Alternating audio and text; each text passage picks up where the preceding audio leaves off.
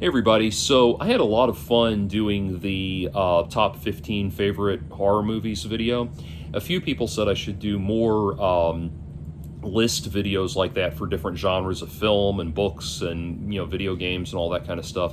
And that sounds like fun.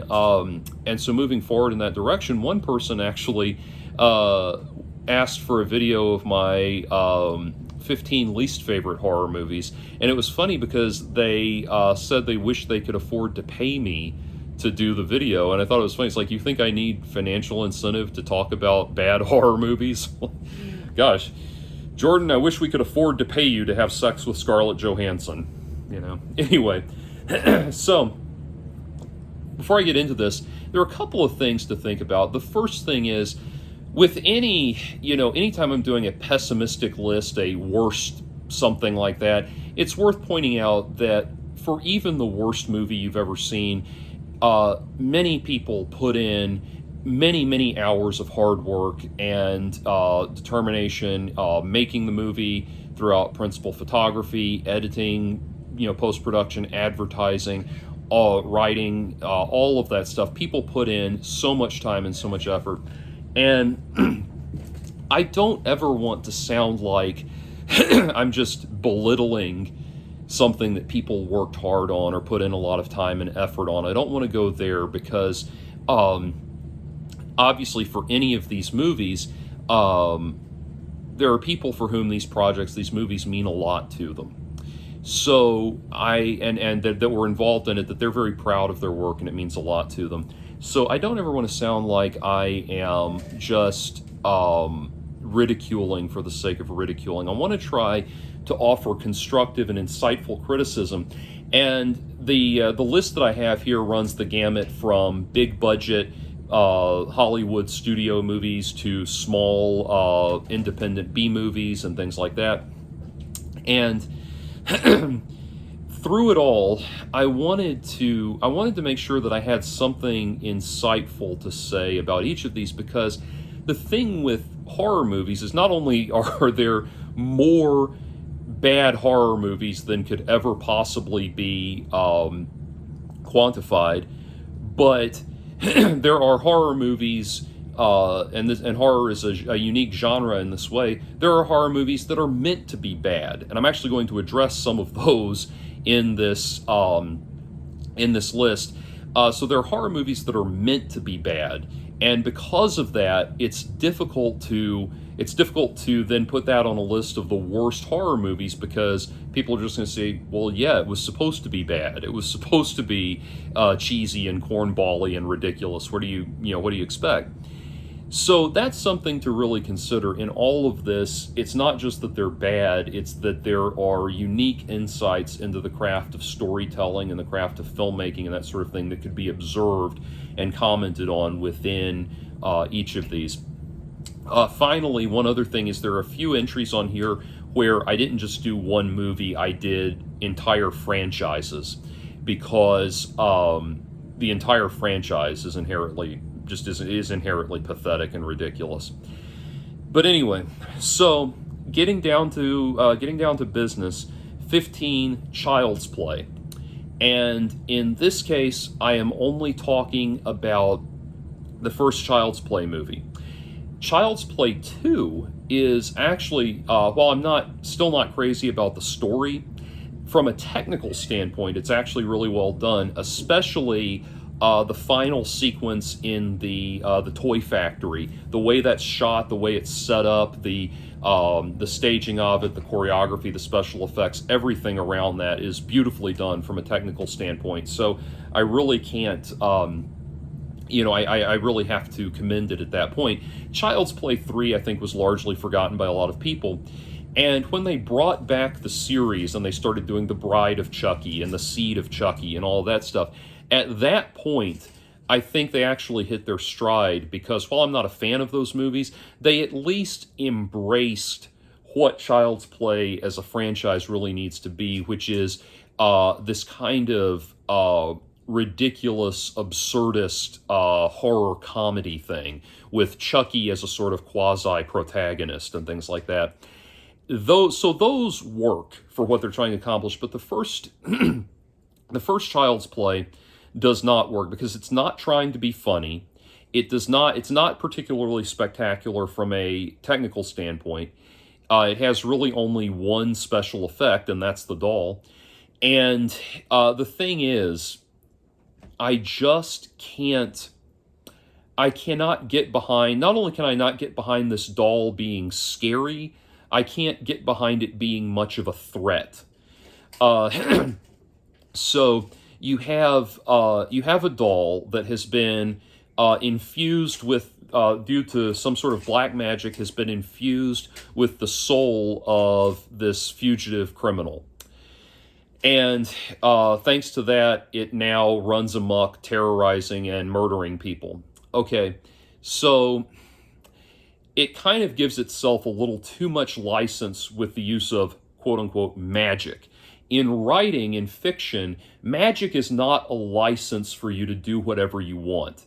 It's kind of like, think about it like the James Bond movies, where Bond always seems to conveniently have exactly the gadget he needs to get out of a given situation. They just somehow always know what he needs to get out of the situation before it ever happens. Think about on Star Trek, which, as much as I love Star Trek, like especially classic and Next Generation, those two series, what will happen is the writers will write themselves into a corner, and then they just come up with some weird alien artifact or some button on the Enterprise that they didn't know about or something like that, and that solves their problem. It's the same kind of thing when you're writing quote unquote magic into a story. Magic can't just be this device that you use to do whatever you want. It has to be anything otherworldly like that. Has to be otherworldly. Supernatural is a better word. Anything supernatural, it has to be clearly constructed and defined within the narrative. If you're going to ask the audience to suspend disbelief, then you have to provide parameters within which they're suspending that disbelief. And so I say that because we have to think about what Chucky is and the physical prowess that Chucky becomes endowed, the doll Chucky becomes endowed with when he gets this criminal's soul into his body, or into the toy body. So this is a plastic doll with some mechanical parts that allow it to have some motion and that sort of thing. And somehow it's able to take a knife and wield that knife with the strength of a fully grown adult man. So think about imagine if a child of equal, like a toddler-sized child, comparable to the size of the Chucky doll, got a knife and tried to hack at people with it like that. It would probably be able to get some good jabs in there, get some scrapes. You'd probably have to go to the ER and get some stitches, but you're going to disarm it pretty quickly.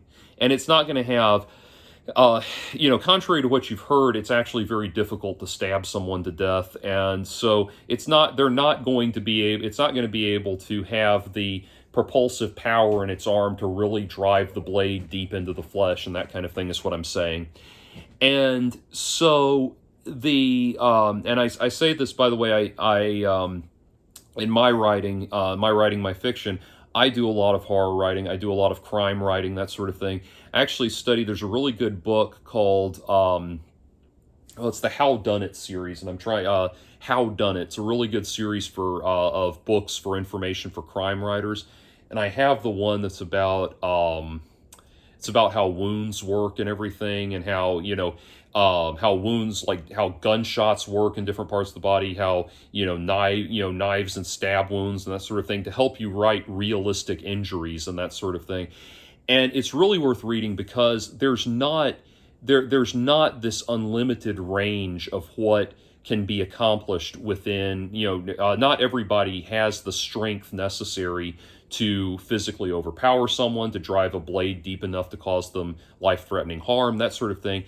And so with all of that in mind, again, you have to look at something the size of Chucky. A human being the size of Chucky is not going to have the muscle mass or necessary to drive a blade that deep into somebody. Like I said, you could seriously, you could have them go to the emergency room or something like that, but they're not going to be strong enough. And so I can't buy that a doll that has no musculature whatsoever, has, has some screws and hinges in there for a limited range of motion, is going to have the strength that it would need to seriously harm somebody that way. And that's where I bring up the magic thing.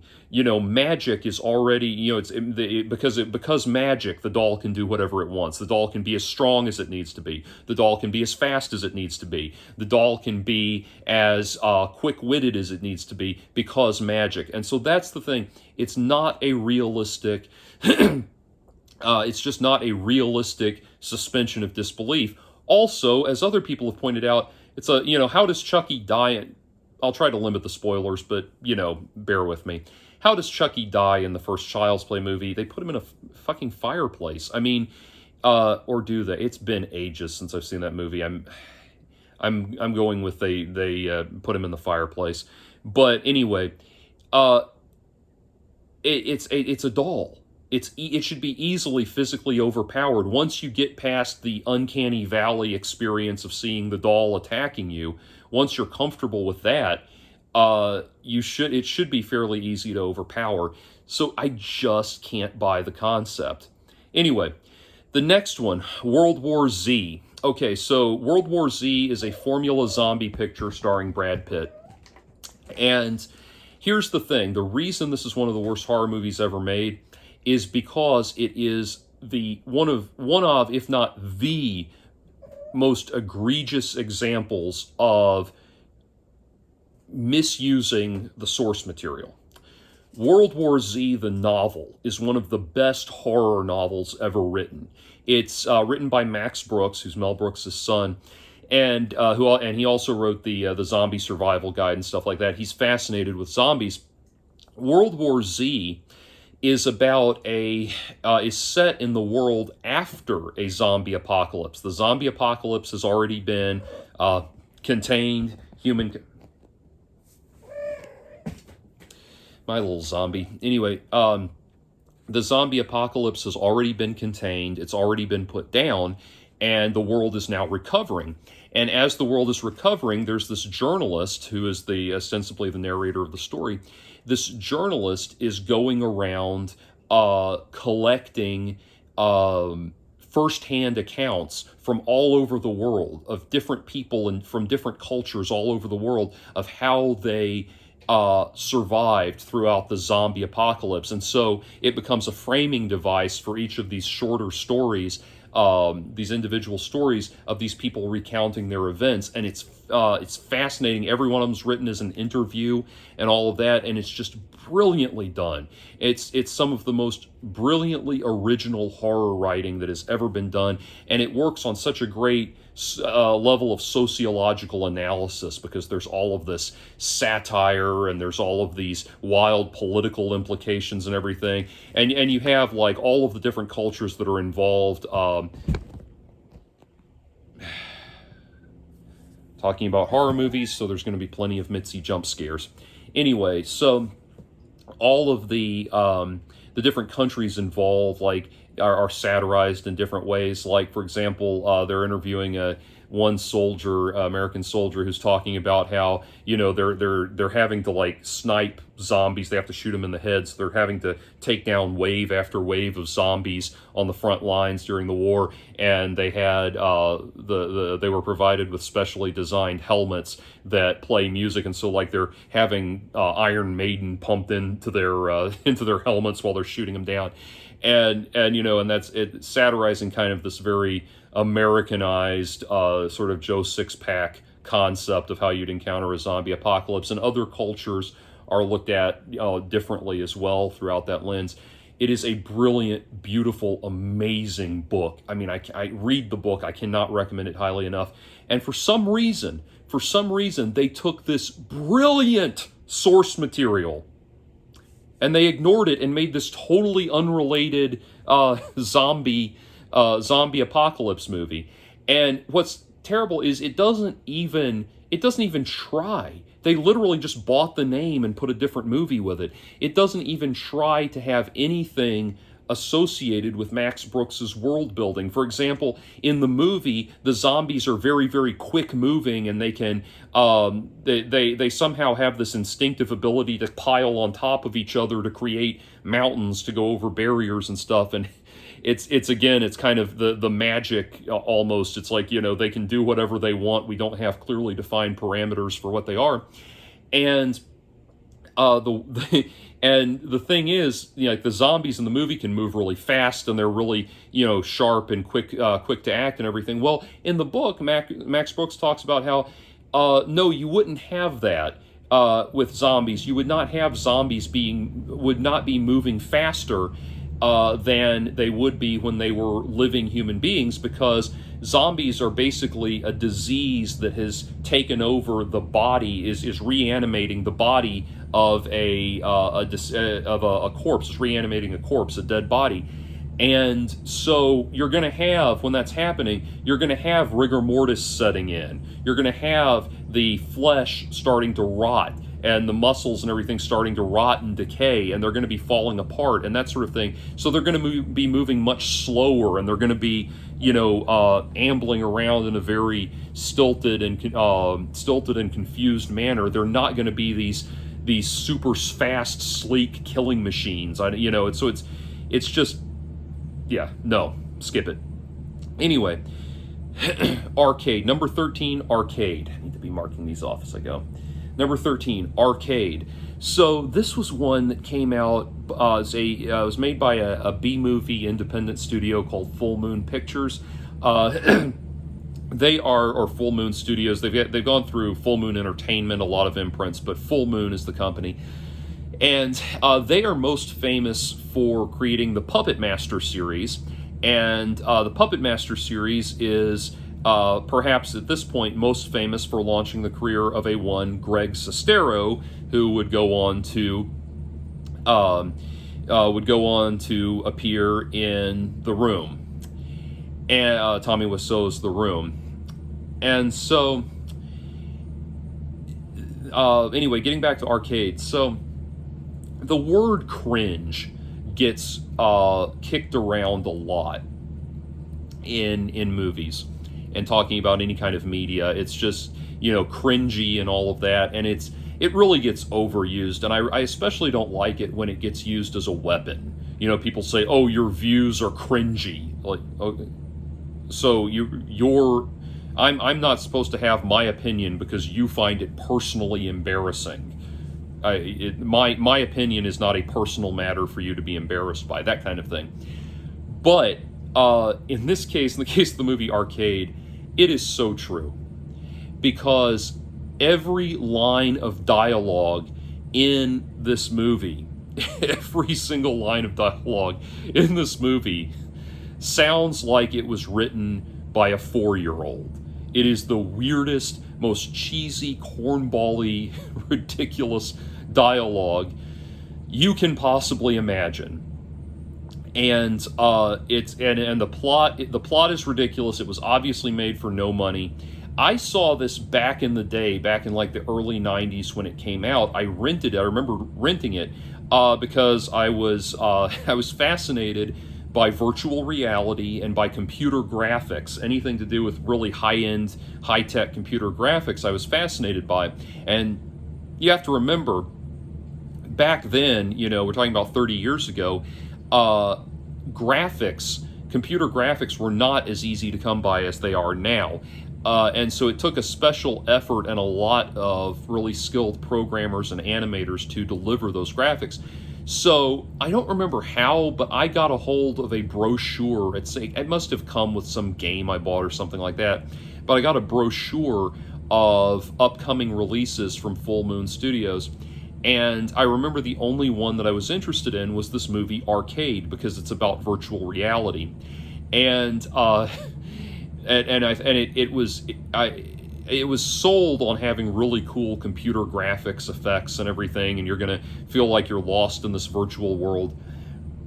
The graphics that it provides, the computer graphics that it provides for their virtual reality environment, they were pathetic even for that time period.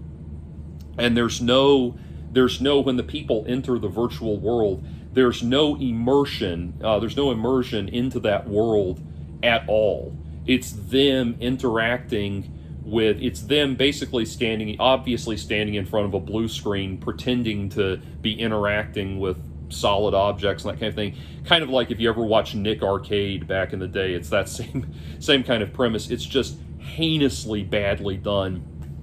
And any time in the virtual world that they need to like interact with something in 3 dimensions, they just switch it back to live action, and it's just not within live action within the virtual world, and it's just not. There's nothing redeemable about it. What's interesting is there's a few notable actors in it. A very young Seth Green was in it. He looks like he's about 10 years old. And John Delancey, Q from Star Trek, and also Discord from MLP, is in it. And again, all of them, it all just sounds ridiculous. And it's basically the thing if they're playing this. They're playing this virtual reality machine called Arcade, and now it wants to take over the world for some reason, because this computer now has a will to power that it's going to take over and destroy everything. We don't entirely know why. But anyway, but it starts, again, the magic aspect of it starts getting ridiculous, where the girl who's the main protagonist, she's playing it on her home console, and she starts trying to, when the game comes on and starts telling her its evil, diabolical plan and everything, she starts trying to unplug it from the wall, and she can't, for some reason, she can't unplug the plug from the socket, because somehow the game has control over this. And I say somehow because the movie is available on YouTube. Somebody uploaded it as a bootleg. In all things, I would say I would prefer that even in this case you should rent it and watch it, but and pay money to watch it just out of principle. But I did try to rewatch it that way in anticipation of doing this video, and I couldn't get through it, man. It was so fucking dumb. I just could not. Oh, it was so stupid. I just couldn't get into it at all. I was genuinely embarrassed just to be sitting here by myself watching it. So anyway. The next one, number 12, is called Felt. This is an interesting movie because it succeeds in a lot of ways. There's actually a lot of redeeming qualities about this. So, Felt stars a woman named Amy Everson, who is a costume performance artist. And she plays a character named Amy. So this is pretty pretty obviously her within the movie. And her playing herself within the movie. And the other reason we know it's her is because in real life, Amy Everson creates these elaborate, highly sexual costumes that she performs in, and they all have very strong satirical imagery associated with rape and the concept of rape culture and that sort of thing. Obviously, there is a very heavy-handed metaphor in the title. All of the costumes are made of felt, and it's called Felt. Do you get the double entendre? See, because they're made of felt, it's about sexual assault. She's been felt. So, as you can imagine, this is pretty heavy-handed, and there's not a lot of subtlety. But anyway, within the movie, you have this character of Amy who is like her real-life counterpart, making these costumes. And what she does is she puts them on, and she goes out in the woods and enacts these very haunting, disturbing psychodramas by herself in the woods. And this is a coping mechanism for the rape and sexual assault that she encountered. So like I said, this is a good premise. It's an interesting premise for a dramatic presentation. And like I said, the costuming is phenomenal. I mean, it's beautifully done. And to think that all of these fascinating costumes were created by one person is actually really cool. But the problem I have with it, and it's a spoiler, I know, but, jump forward, I guess, if you don't want to hear it. But the problem is the way they try to resolve it. Ultimately, in the movie, she meets a really nice guy that's really good to her, and they they fall in love. And I want to say, by the way, I have not seen this since it came out in 2014. So if there's any details or nuances I'm missing and misremembering, please feel free to correct me. But she meets this guy that's a really good guy and is really good to her, and he really cares about her. And she ultimately, by the end of the movie, she murders him suddenly and rather unexpectedly murders him in a way that is strongly rooted in these psychodramas, these costume psychodramas she's been doing. And the problem that I have with that is that you have a character who has, I understand the presentation of what they're getting across, that her surface level self looks very contained and comfortable, and comfortable interacting with the world and people around her and all of that. I get that part of it. And then she has this dark thing under the surface, and the idea being that the thing has overpowered her, and the dark thing overpowers her, and she eventually murders this guy. And the problem is, I can understand to an extent wanting to continue sympathizing with this character after everything that has happened to her. I understand wanting to sympathize with her. The problem is, the way it ends with her killing this guy, it becomes a matter of, now, okay, this understandably mentally unwell woman, person, the gender's not, I'm not emphasizing woman, but this mentally unwell person has failed to confront her demons, her inner demons and her inner turmoil, to such a degree that she has now harmed an innocent person. She's now become a villain herself. So you could use this as a villain origin story, but from a storytelling standpoint, to hold this person up as a sympathetic character after that happens is very difficult to do. And if that murder had come in like the second act of the film, and then the third act would be devoted to a ultimate redemption arc for her or something like that, that could work. It could work then. But as it is, it's just kind of needlessly, it just ends you with this needlessly empty feeling, this very bleak, empty feeling. And I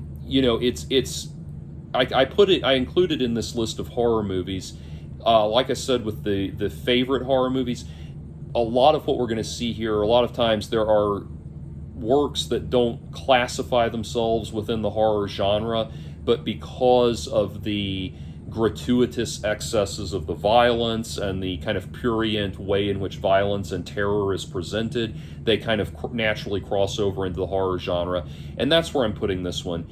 It has a lot of promise, and there's a lot of good production values, especially for a low-budget movie, but it ultimately doesn't work. Okay, number 11, The Lawnmower Man. So this is one, it's kind of a guilty pleasure for me, because even though I'm putting it on a worst list, and I do think it's a bad movie, when I was a kid, again, like I said, being fascinated with virtual reality and all of that, I thought this movie was really cool.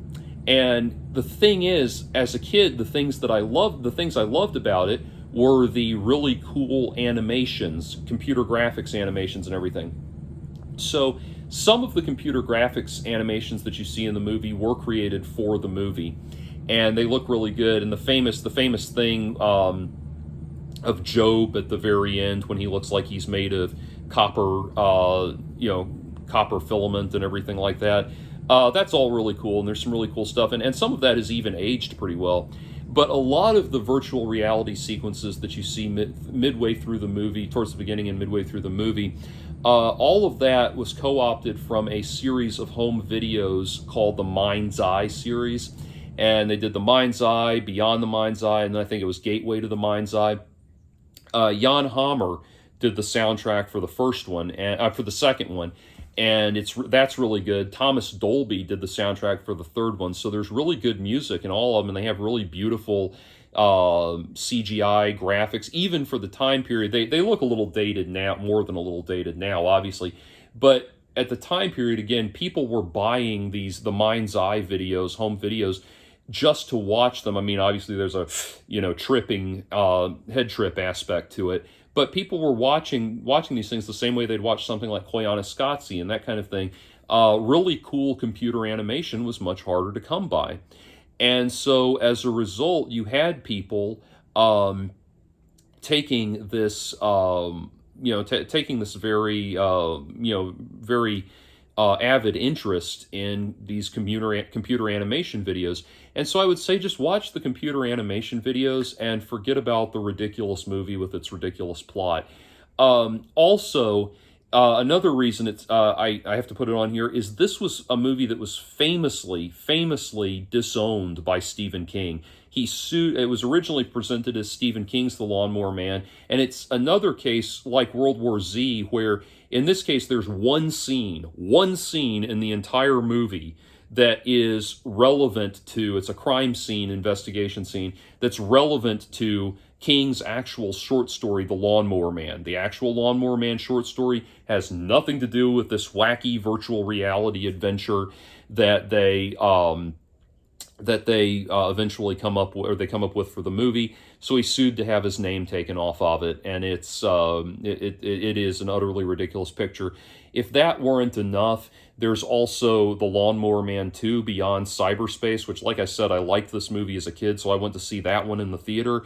And put it this way, if The Lawnmower Man is a miscarriage, Lawnmower Man 2 is a miscarriage that has been taxidermied. Anyway, so over and out. Okay, number 10, Gothica. This is a very cheesy, very shallow Halle Berry, Penelope Cruz vehicle. And the basic premise is not bad. It's a woman who is a psychiatrist who suddenly finds herself mysteriously an inmate at the hospital where she works. And the plot is very poorly structured. It's a lot of, it's very showy, a lot of all hat and no cattle. And ultimately, when we find out who the bad guys are that have secretly been behind the nefarious plans the whole time, there's really not anything that supports. There's a little bit, nanoseconds before we find out who they are, there's a little bit of preamble that sets up that these are going to be the bad guys. But there's nothing else throughout the movie that justifies these people suddenly turning into the bad guys. It's some of the weakest writing you could possibly imagine. I had talked in my previous horror movies video about how the Wes Craven movie Scream brought in this era of horror movies for preppy kids, basically, that it suddenly became, it went from horror movies being something that, Dungeons and Dragons heavy metal nerds like myself would go enjoy, to being something that was enjoyed by, the homecoming queens and the football captains and the normal kids and all that. And that was Scream. That was I Know What You Did Last Summer. That was The Faculty. That was Final Destination. Just one of these movies, one after another of these movies came out. Gothica kind of came out at the tail end of that craze, and I'm glad it's a craze that died off. Also, one thing, I know this sounds probably kind of cheap, but to say, but I really do mean this. There is a shower scene in this movie, a shower scene set in a group shower involving Halle Berry and Penelope Cruz. They are both nude in the shower. And I listened to the director's commentary track on the DVD decades ago when I saw this movie, and he was talking about how he deliberately shot them from the shoulders up and didn't show any nudity because he wanted it to be, have a sense of artistic integrity and that sort of thing. And I thought, okay, you have this movie where there is virtually nothing enjoyable about it, and yet you have two beautiful actresses whose love of doing nudity on camera borders on the pornographic. You could have at least put this one beautiful scene into the movie. You could have at least given us that. these two beautiful women showering together. And I don't think that it's cheap or sleazy or underhanded to put beautiful women and nudity and gorgeous sexual imagery into a movie. I think that enhances it. I think that's beautiful. It's a wonderful thing to add, and it could have been great. It could have been a great scene, but no, he throws that away in for pursuing artistic integrity in a movie that has none. Okay, number 9, Asylum Pictures. So this is where I'm talking about I have to criticize things collectively. In this case, I'm criticizing all of the movies made by Asylum Pictures. And the thing is, these movies, if you don't know about Asylum Pictures, they've done some legitimate films, but their bread and butter comes from doing these kind of mocking, not even mocking, but kind of flat, I don't even want to call them parodies. They are cheap knockoff versions of more popular movies. So, for example, The Terminator comes out.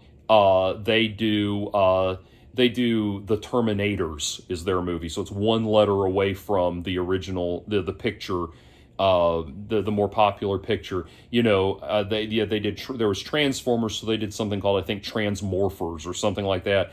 And they always do that where it's the same title with one letter difference. These movies have no artistic value. They have no artistic merit. They are very flat, uninteresting movies.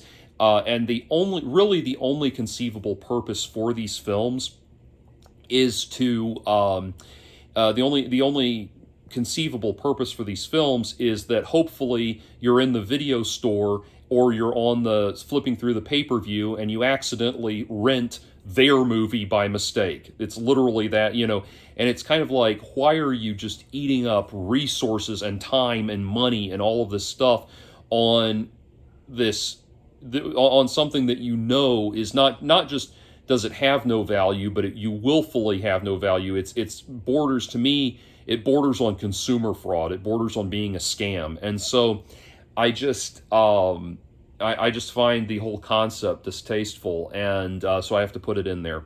Number 8, this is one that most people will agree with, Troll 2. So Troll 2 is one of those movies that people remember, if they remember it at all, alongside movies like The Room, alongside movies like the works of Neil Breen and things like that, as being one of these hilariously bad movies where you watch it and you're just kind of morbidly fascinated, where it's like, why would they do something, what were they thinking when they did it, that kind of thing. And so, you have these you have these movies like that. The problem is, there's a few things I have that bother me about Troll 2. Now, don't get me wrong, there's a lot of cute stuff in there. George Hardy is an absolute treasure. I do think he missed his calling as an actor, especially a great comedic actor. And so there are some fun things in there. And it is a silly movie. But what's interesting, it's personally, it's one that just bothers me personally. So you'll recall, or you might recall, you might not, but Troll 2 was actually aired on premium channels, on cable premium channels. I think HBO, I know I saw it on like HBO and maybe Skinamax or something like that. But back in the day, it was aired on those premium channels. And really just because this was a time when you have to remember, cable was becoming, in the 80s and early 90s, cable was a new thing that came in. And a lot of channels were not, even the premium channels, were not set up to broadcast all day long. They didn't have 24 hours worth of content. So they had to start getting a lot of B movies and that sort of thing to stick in for like the 12 p.m. to 7 a.m. crowd to watch and everything. And so Troll 2 was one of those movies that got kicked around that way. And, I remember me and I happened to flip it on one day when, like, me and a bunch of my cousins and my uncle and some aunts and some extended family and my family, we were all there, and we all heard it, and we all heard there's a line where George Hardy says something like, "Quick, upstairs," or "Go upstairs," or something like that. And the way he says it is so badly delivered that we were just laughing about that for days on end. "Quick, upstairs," or something.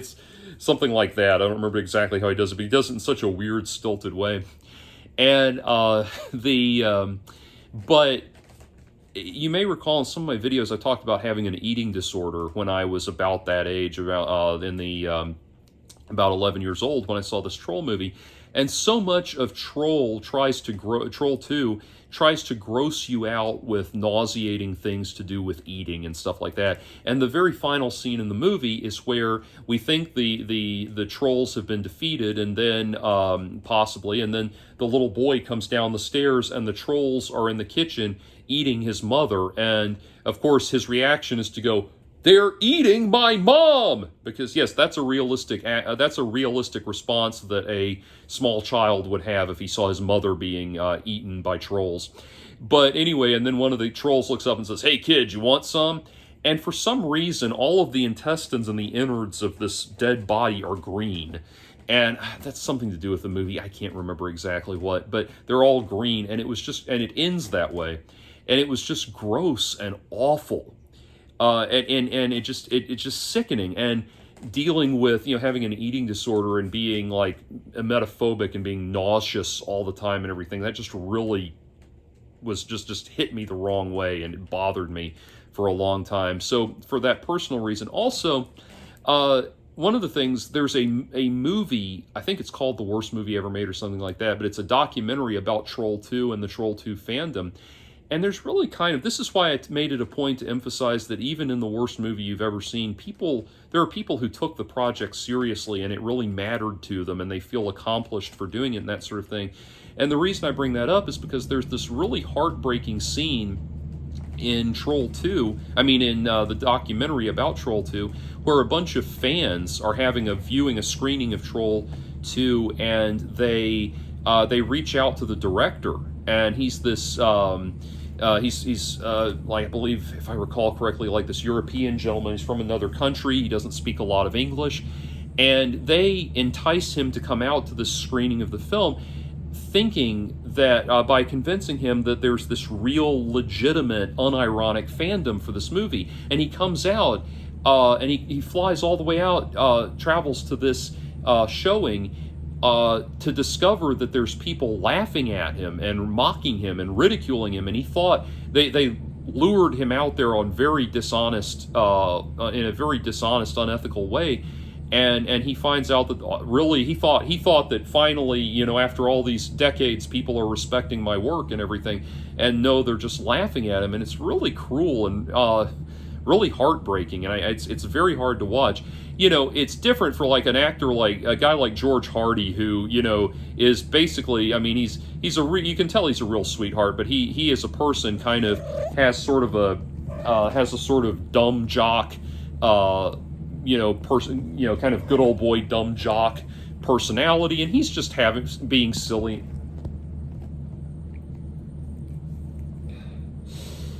Anyway, he's just being silly and having fun and having a good time. And so he doesn't mind being in a stupid movie. He doesn't mind being in a ridiculous movie. He's just having a good time. But this guy thought he had legitimately accrued a fan base, and I really didn't like that. Okay, number 7. Oh, boy. Okay. Oh, this is a good one. A bad one, but it's a good one to talk about. It's a movie called Mikey, and this is another one from the early 90s that came out. And yes, it did. Yeah. And during the early 90s, there was this new trend in movies and in media and everything where it's like, we have to be afraid of our kids. Our kids are going to kill us. Our kids are going to stab us and hack us up. And, our kids are all secretly... Not you. Our kids are all secret...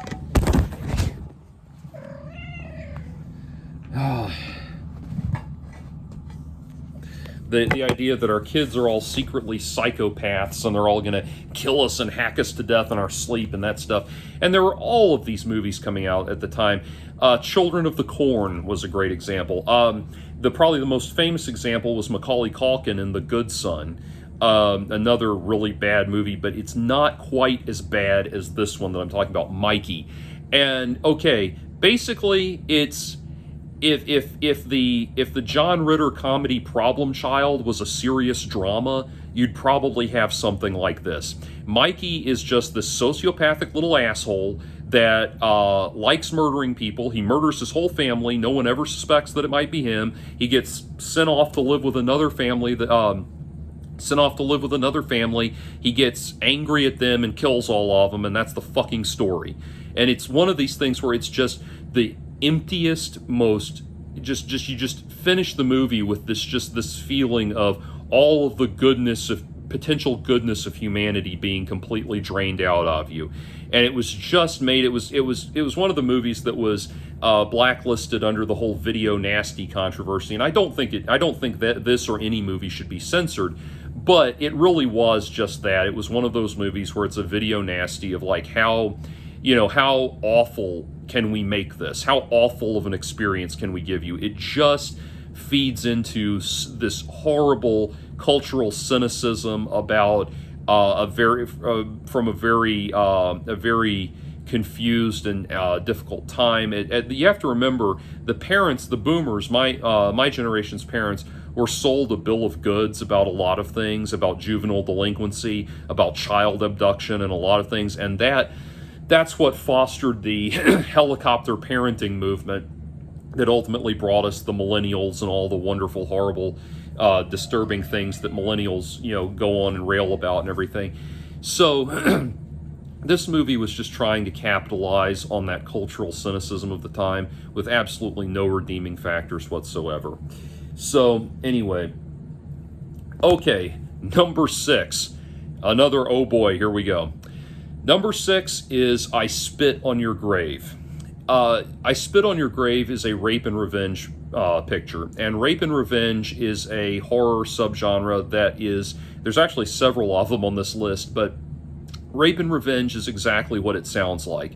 A sympathetic character, usually a woman, is raped or sexually assaulted by a bunch of horrible people, and then all of those horrible people are then tracked down and preyed upon either by the woman herself or by somebody sympathetic to them, to the person, who murders all of them and kills them all in very grisly and disturbing ways. And there have actually been some pretty good, successful movies in the rape and revenge genre. Death Wish, Charles Bronson Death Wish, is a rape and revenge film. You can make the case that Deliverance is a rape and revenge film. There's a really good Japanese Beat Takeshi Kitano film called Fireworks that's really good. In fact, I'll tell you briefly, one of my favorite scenes in Fireworks, Beat Takeshi Kitano does hard-boiled characters. He starts out as a comedian, but he does hard-boiled characters so well. And there's this one amazing, kind of Clint Eastwood level badass scene in Fireworks where he's confronting one of the guys that he's going to kill, and the guy is pointing a gun at him. And the guy thinks he has the upper hand because he's pointing this short-barreled revolver at Beat Takeshi Kitano, or the character he's playing, and he thinks he's got the upper hand, and Beat does not care at all, and so the guy tries to fire the gun, and he can't, and he looks down, and we pan down, and Beat has put his pinky finger between the hammer and the gun, between the hammer and the shaft, to keep the gun from firing, and there's blood dripping down and everything while the guy's trying to close the hammer, pull the trigger and close the hammer, and Beat's just standing there, and you just see him, you cut back to his face, and he's standing there just quivering, but not letting on all of this pain that he's going through. It's a badass scene. That's a diversion. You are dangerously close to being put in the bathroom. Yes, you are. Yes, you are. Yes, you are. Anyway, getting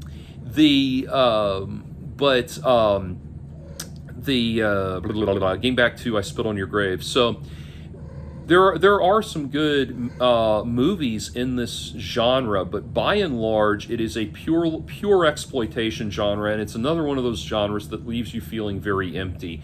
Because what happens is, and I Spit on Your Grave is a great example of this. See, it's literally just a woman from the big city goes into a small town area, and she Oh, Straw Dogs. That's the other rape and revenge movie I was trying to remember. Another terrifying, horrible movie. But anyway, but this woman from this small community, this big set.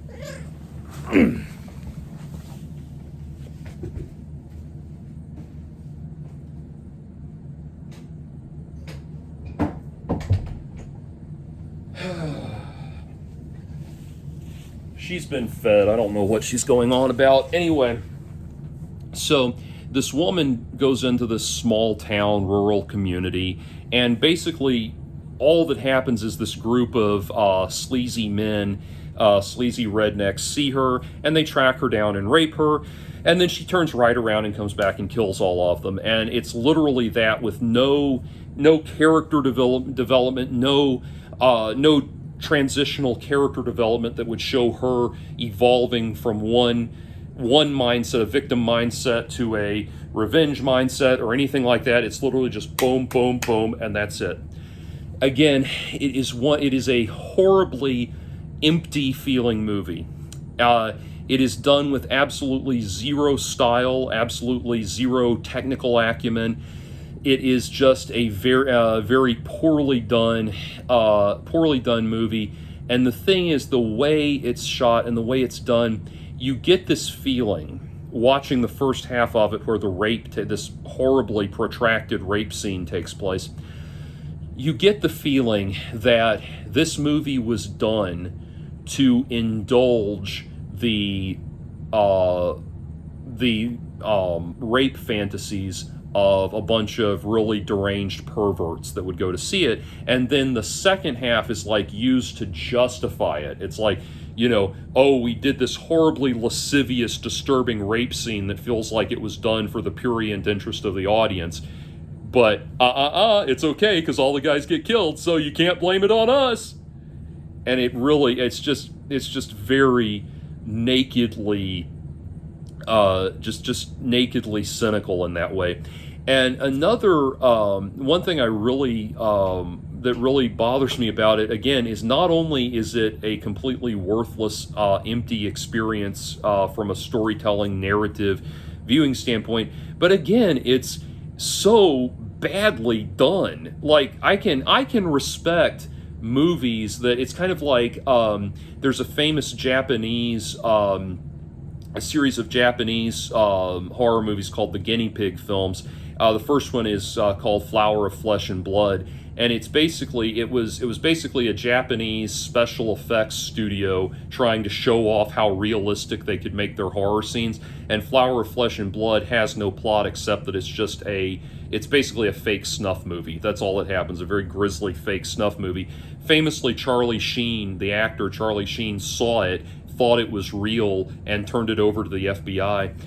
So it was, in that way, it's very effectively done. Well, there's nothing redeeming from a narrative standpoint or a storytelling standpoint or a conceptual standpoint, philosophical or anything like that, for Flower of Flesh and Blood, but I can at least give it props that it's so well done. And so from a technical standpoint, it is amazingly well done, and it really does get under your skin that way, because even if you know that you're seeing it, what you're seeing is fake, you're still going to react to it like it's real. It's that well done. So I can at least commend it at that level. I cannot say anything so commendable about I Spit on Your Grave. It is shot, like, I'll give you an example of how badly shot it is.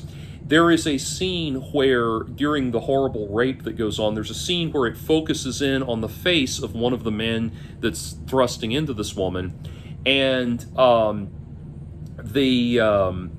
when it's focused in on him, you can see that his glasses, especially if you watch the high definition restoration of the film, you can see that his glasses his glasses are just frames. They don't have any glass in them while the camera's focused in on him.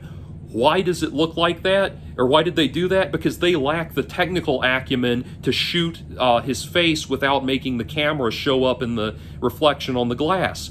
And even if you don't have that technical acumen, there's so many ways around it. Have the character take his glasses off. Have the character not wear glasses in the first place, you know?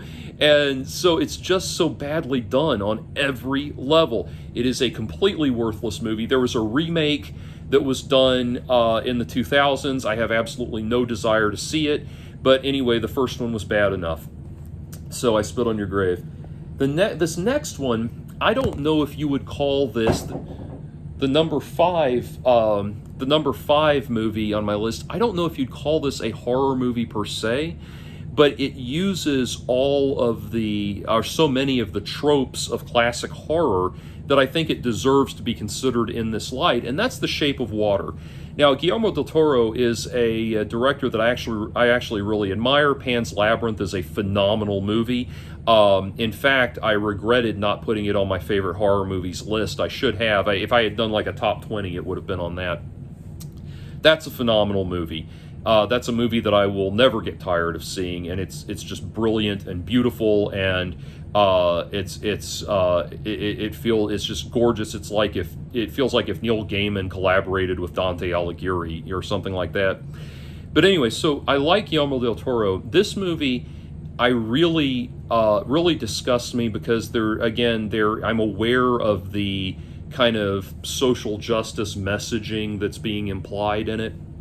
So the premise is we're in this time in the earlier half of the 20th century, where there is some sort of government research facility that has gotten a hold of this bizarre aquatic life form that looks like kind of a swamp thing type creature, and there is a mute woman who works at the facility as a low-level prole, and she falls in love with the creature. She starts giving the creature love and compassion, and falls in love with it. They eventually start having weird aquatic monster sex and all of this stuff. And of course, she helps it escape, and it gets off, and it gets off and continues to get her off, and that sort of thing.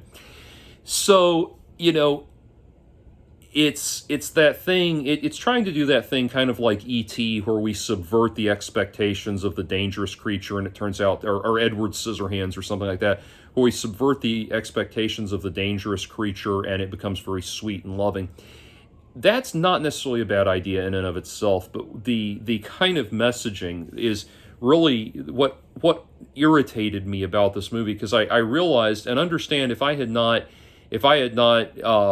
heard countless far left-leaning film critiques and that sort of thing on YouTube and other areas through the years, I probably never would have noticed any of this. But because of it, and because I've unfortunately been primed to look at movies in terms of, what character of what race and what gender and what sexual orientation gets to do what things in this movie, and yada yada, and the hierarchy of powers within the movie and all of that, college studies courses, media theory studies courses, and all that shit that I've heard through the years. Because of that, I can kind of see what's going on in this movie. And the thing is, you realize watching this movie, every straight white, heterosexual white male in this movie is a villain. There are two white men in the movie that are sympathetic characters. One of them is obviously gay, and one of them is implied to be gay. And everybody else has to fall. Everybody else that is any kind, or anyone that's any kind of sympathetic character in this movie, falls into some kind of minority category. So the main character is white, but she's a mute woman. So we put her into, we delineate her in this intersectional way down into sympathy because of that. Everyone else in the movie that's a good guy is either not white or not a man or neither. Like I said, if they are, they have to be gay or something like that. They have to put everybody in a minority subclass, and every single evil, cold-hearted, villainous Frankenstein scientist type character is a straight white male. And it's just the coding is so ridiculous and such an obvious smack in the face. Now, understand something. Understand, there are villainous white men out there. God knows history is awash in them. I'm not trying to make any kind of statement about statement of any kind of preferential statement for white people or anything like that.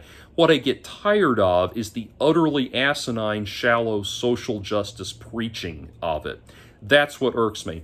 Also, I would recommend, while I am not a Catholic and have no desire to be a Catholic, Bishop Robert Barron, who is a Catholic bishop who has a YouTube channel, has a really good critique and analysis of this movie, The Shape of Water. And he points out that, the title already, well, water has no shape. It just takes the shape of whatever container it's poured into. And he has a really great analysis about identity politics and how it plays into that. But yeah, just for taking, because the movie takes a beautiful from a technical standpoint. From a technical standpoint, I can't fault it at all.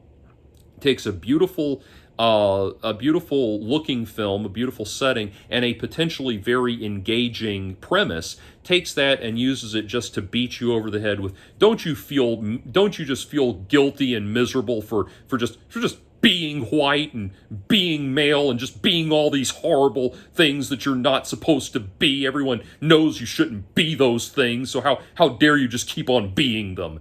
That messaging in the movie just really bothered me and really got under my skin.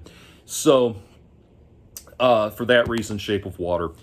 Number 4, okay, now we're bringing back the rape and revenge concept. And once again, this is now the rape and revenge horror concept reimagined through a woke social justice lens. And as you can imagine, that is just awful. And so the premise is you have this woman who is a med school dropout. The reason she dropped out of medical school is because, several years prior to the start of the film, her very dear friend was raped and sexually assaulted by a number of men at the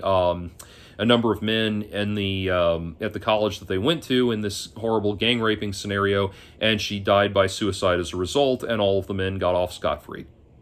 So now this woman is kind of on this vendetta to confront and bring down these men that have done this horrible thing. Now, I want to be very clear from the outset, what they have done is horrible and they deserve to be brought down. I'm not questioning that at all. Also, there's a lot of really good there's a lot of really good actors in this. And, Carey Mulligan plays the lead, and she does a wonderful job. She's an amazing actress. She does a wonderful job as this character. The character is very convincing.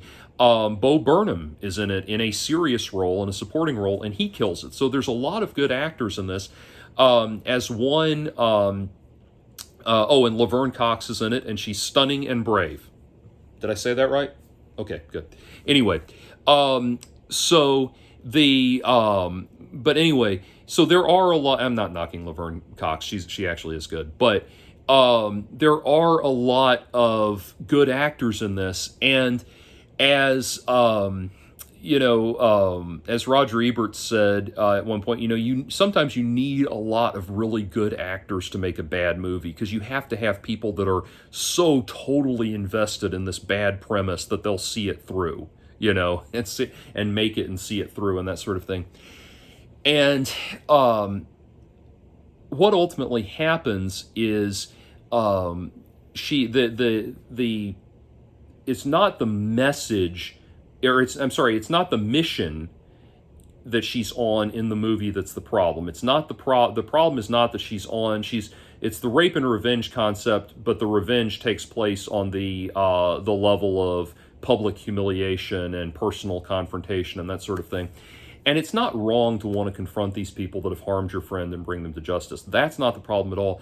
The problem is the larger messaging, the baggage, the political and social baggage that gets attached to this movie.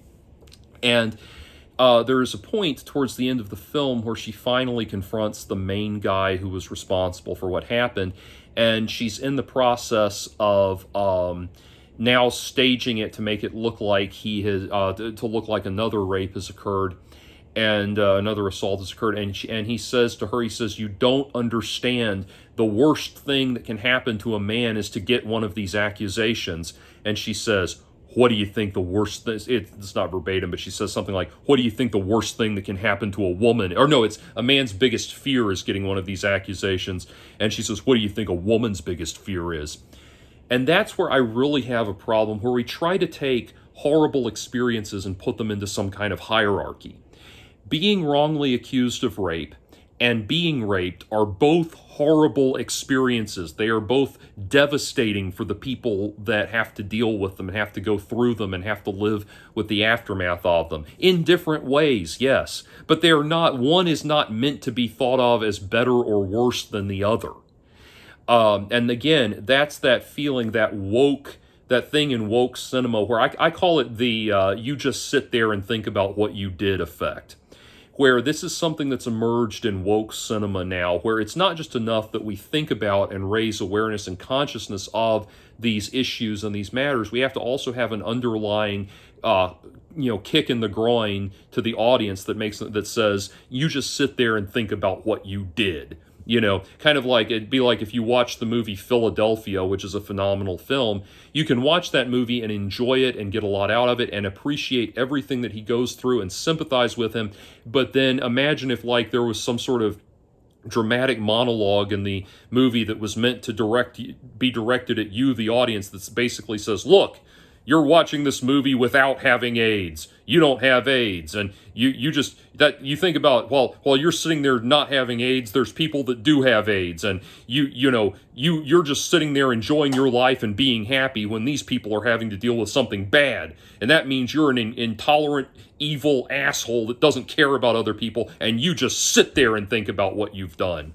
And that's, again, it's that same browbeating, that you just sit there and think about what you've done attitude. And when she does that, when she presents that thing, it brings it into this context, this really despicable context, where it's not just that we're trying to get these individual people that have done this horrible thing to atone for and accept judgment for and responsibility for their crimes, which is a noble endeavor. It's that we are bringing it into this larger arena of arguing about who suffers more and who deserves sympathy, and which of these two peoples deserve sympathy and which one is just a shallow, callous bastard trying to avoid responsibility, trying to shirk responsibility for how horrible they are. It's kind of like when Andrea Dworkin famously delivered a speech called "I Want a 24-Hour Truce during which there is no rape." The idea that men and women are these two battling armies that are pitted against one another, and men have rape as a secret weapon in their arsenal that gives them this unfair advantage in this battle or something like that. That is a very cynical, very inhuman, very cold-hearted, and very disgusting way to look at the world. And it's equally disgusting and cold-hearted to indoctrinate people into that worldview. I firmly believe that the overwhelming majority of men and women do not want to fight with each other. They want to get along. They want to live well together, and they are not cold-hearted, compassionless assholes that are out to secretly destroy and undermine each other in this ongoing power play. Yes, there are problems and imbalances, inequalities in society that exist, and they need to be addressed, but I firmly believe that most people are decent, kind-hearted people that would, on the one hand, do not view men and women as an unresolvable battle of the sexes, and they would also be abhorred by a woman being gang raped, and they would be abhorred by a man being forced to confront a false rape accusation. These are not mutually exclusive concepts in terms of how we distribute our sympathy and our empathy and our kindness to people. So the movie just becomes mean-spirited, vindictive trash at that point. And what's really disturbing to me is that this thing was nominated for the Academy Award for Best Picture, and I was looking at it and thinking, why? I just could not imagine why. But I believe that was the year of the Oscars where Bill Maher said that the Best Picture category ought to be called "We Dare You to Have Fun." Like every one of them was one of these "you just sit there and think about what you've done" movies. Anyway. So, number 3, we get to I promised the final rape and revenge picture on this this list, and that is a picture called Vulgar. So this was put out in this is actually filmed in the early days of Kevin Smith's career. He was not the director; he produced it, and they and so it uses a bunch of people, actors from the Kevin Smith stable, people from the View Askew-universe and all of that. Jason Mewes and Kevin Smith are in it, not playing Jay and Silent Bob, but other characters. And Brian Halloran from Clerks plays the lead, plays this character who, he is a children's birthday party clown. Oh, by the way, the movie was directed by, I think the guy's name is Brian Johnson, not the singer from AC/DC. He's a friend of Kevin Smith's, and you see him as a recurring presence on that reality show that Kevin Smith has that's set in his comic book store and everything. But anyway, the movie is about this guy who's a character played by Brian Halloran, who is a birthday party clown, a children's birthday party clown, and he's not, the business is drying up because his recurring client base keeps growing out of, being young enough to have a clown at their birthday parties. So he's running out of money, and he comes up with an idea to try to make more money on the side, and that is that he will be a clown that he will dress up as a clown in drag, in women's lingerie, that comes to bachelor parties as like a gag gift for the man being celebrated. He'll come in as this goofball before the actual stripper. He'll come in to like gross everybody out as a prank, and be hired to prank people and things like that. And the story, it's actually the story of, if you look at the early View Askew title bumper, I think you see it at the beginning of Clerks, if I remember. You see Vulgar, the clown, which is has a clown head and a man in, a man's hairy body in women's lingerie. He comes out and does a little dance at the beginning, and it's the story of that character. And so what happens is the very first time that the guy is hired for a gig as Vulgar, the clown, he gets raped by all of the men who are there. And again, it's another one of those things where it's like, it not only does it leave you just feeling gross and empty and not particularly enthralled or interested, but it's done so badly from a technical standpoint that it's just kind of pathetic and worthless to watch. There's nothing really redeeming about it. And what it does is, so that's the rape aspect of it, and then the revenge aspect of it is that the main character, eventually saves a child that's been maybe multiple children anyway, but they're in a hostage situation. He saves some kids in a hostage situation, and the local news picks it up. He becomes a local hero after this horrible rape has happened. He becomes a local hero, and they offer him his own television show as a result, and so he becomes a celebrity children's entertainer, or a children's entertainer celebrity and all that. And the guys who raped him threatened to publish a video of him being raped, distribute a video of him being raped, if he does not cough up a bunch of money and return to perform sexual favors for them once again. So of course he goes on the offensive and eventually gets his revenge. And another problem that it has is, from a narrative standpoint, when he goes to kill the main guy who carried out the events, it's an older middle-aged man, and so he has to chase the guy down, and the guy eventually collapses and dies of a heart attack. And from a narrative standpoint, that's very unsatisfying because he doesn't get his revenge. The guy basically escapes, and you see him like yelling and kicking the body in frustration and everything. And then it cuts, the next thing you see is him doing his TV show, and the movie concludes that way. Well, there's actually a deleted scene that makes it understandable why that guy died of a heart attack from a narrative standpoint. What happens is, throughout the movie, the conceptual through line is that people have been talking about karma and how karma will eventually work in your favor, as it does for this main character. And what ultimately happens is he goes back to after filming what was used as the final scene in the movie. He goes back to his dressing room, the character does, and he finds a newspaper with an article about the death of the man that died of the heart attack, and it's been ruled a heart attack, and the police are not taking any further interest in it. In other words, he is not being suspected for murder. The story is wrapped up and everything's okay, and he doesn't have to worry anymore. And he stops and he looks up from the newspaper and says, "Karma." And that satisfies it. That, if they had ended with just that, I don't know why they cut that of all of the things that would be very worthy of being cut from this awful movie. I don't know why they cut that, because that makes that final unsatisfying death work from a narrative standpoint. So, another terrible movie. Okay, number 2 doesn't take a lot to explain. Friday the 13th, the entire franchise, it's completely worthless. If you are going to do a slasher movie, if you're going to have a beautiful female lead character on the run from this axe-wielding, knife-wielding psychopath, whatever it is, you have to have actual character development that will to justify why we should feel sympathy for this beautiful, creamy-skinned virgin or whoever's on the run. You have to explain why we should feel sorry for this character, or not sorry, but why we should sympathize with her, and not explain it, but you have to dramatize her as a character that makes us invested in her. That's what I'm trying to say. You have to get us emotionally invested in the character.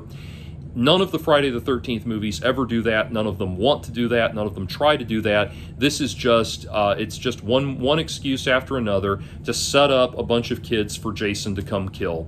I dressed as Jason one year for Halloween when I was little, but that's because I was obsessed with the Friday the 13th Nintendo game, the LJN Nintendo game, when I was a child. That Nintendo game has better narrative structure and development than all of the other movies combined. I mean, all of the actual movies combined. It's completely worthless, just glorified snuff franchise. That's all it is. And so I've seen several of the movies. I've never seen anything of value, no redeeming qualities in them whatsoever. And also, they have I was talking earlier about how with the Mikey movie, it capitalizes on cultural cynicism and that sort of thing. And at the time that the Friday the 13th movies were coming out, there was a huge conservative backlash to the free love, summer of love movement and everything. Reagan was very much it had brought back some hardline GOP conservative values. The AIDS crisis was making everyone rethink the ideas of the permissive free love attitudes of the 60s and things like that. And so consequently, you had a much more conservative time period in the 80s, and these movies really are a reaction to that. Not a reaction to that, they're a reinforcement of that. What do you have? What do you have in the Friday the 13th premise?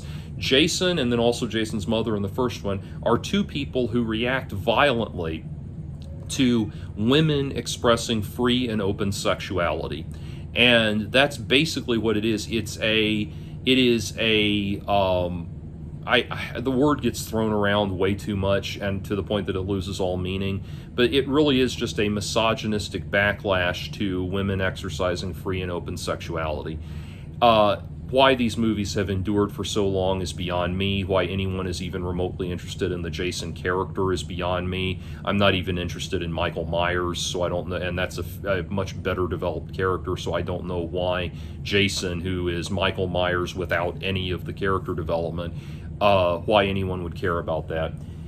Okay, coming to number 1, the very final film in our little list here. Number 1, worst horror movie, again, only in my humble opinion, is The Blair Witch Project. This movie, I remember when it came out, I was living in Mississippi when it came out, and I remember the local paper ran a story about how people had been going to our local cinema. It was in the mall. It was called the Cine 4. And I love this, by the way, the Cine 4 cracks me up, that name, because what happened was there was some devastating weather that destroyed the MA from Cinema 4. So rather than buy an M and an A, they just bought a big apostrophe and made it the Cine 4. And anyway, but I went. I remember I didn't go see it because there were these reports of people like throwing up and getting motion sickness and watching it and everything. When at the time this sounded like this really cool premise. This was really the first ever found footage movie, and I like, there have been some good found footage movies through the years. I thought the first Paranormal Activity movie was great. Someone asked me what I thought of Recorded 1 and 2. I have seen those, but I can't remember either one of them. I like the VHS movies, the franchise and everything. So and also I really loved Mark Z. Danielewski's House of Leaves, which is arguably a found footage novel.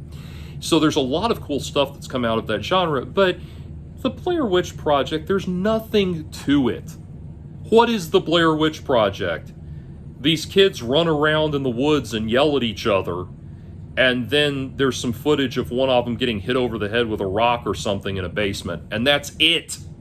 There's nothing to this movie. I mean, it was entirely the novelty of, you have to remember at the time there was this concerted effort to sell it literally as, we found these tapes, we don't know what they are, but there are these tapes we found in the woods, and here's what we found. And there was this meta thing of trying to, legitimately create stories of these these young filmmakers that had gone missing in the woods and all that. And so that was the novelty of it. But there's like nothing to this movie. I watched it much later on TV when it was available on demand, and I watched it and I just thought, what am I seeing? They're just running around in the woods yelling at each other. I mean, it's so obvious that the filmmakers just said, run around in the woods with a camera and yell at each other, and that's all it is. So there's just nothing to it. I don't get the appeal. I don't understand what's so important about it. Like I said, I mean, I understand the novelty, and a lot of people have taken that novel concept. One of the best found footage things ever is marble hornets. If you've ever seen marble hornets, one of the best things from the Slender Man mythos and all of that, that's great. That's really cool stuff. Where people have really done something interesting with the medium and really given you a mystery that you can delve into and kind of figure out and analyze. But Blair Witch Project, it's just nonsense. So anyway, there's the top 15 worst horror movies ever made. I'm going to go let Mitzi out of the bathroom. So thanks for watching, and take care.